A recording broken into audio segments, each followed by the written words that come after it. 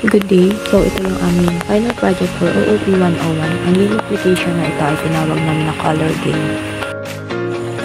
Ang frame na ito ay meron title na Color Game. Tapos, sa loob ng frame, meron siyang Welcome to the Color Game. And ang mechanics ng game is click the start button to play, select a color, hit the check button to check, then the program will stop when the points reach 0. Then, after mabasa yung mechanics, click the start button to start the game. After maklik yung start button, may another frame na lalabas. Tapos, sa loob ng frame ay merong 5 buttons na different colors. Yun ay red, green, blue, yellow, and orange.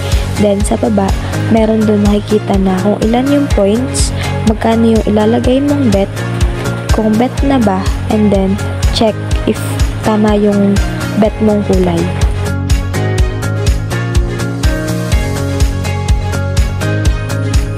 For example, maglalagay ng bet na 100 pesos. Then, pipindutin yung bet. Then, may mag-pop up na text dun sa loob ng frame. Then, ipipick mo yung kulay na gusto mo kung saan mo ilalagay yung bet na 100.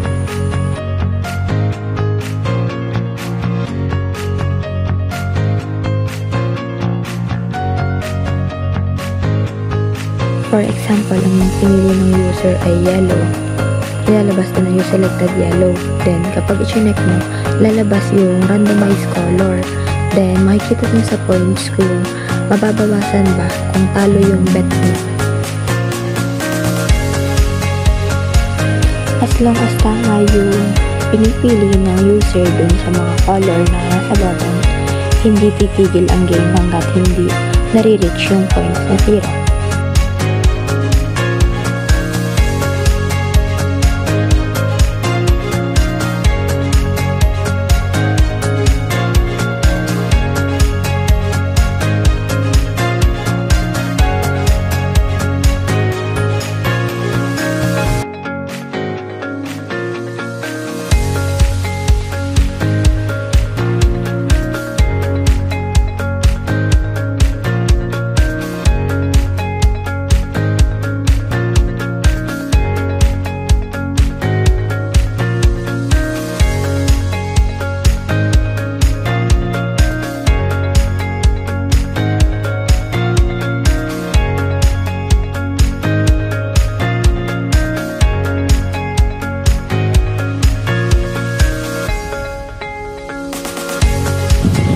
So, habang hindi pa nare-reach yung points na 0, tuloy-tuloy pa rin yung paglalaro ng color game na ito.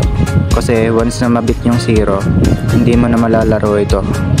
At hindi ka na magkakaroon ng points.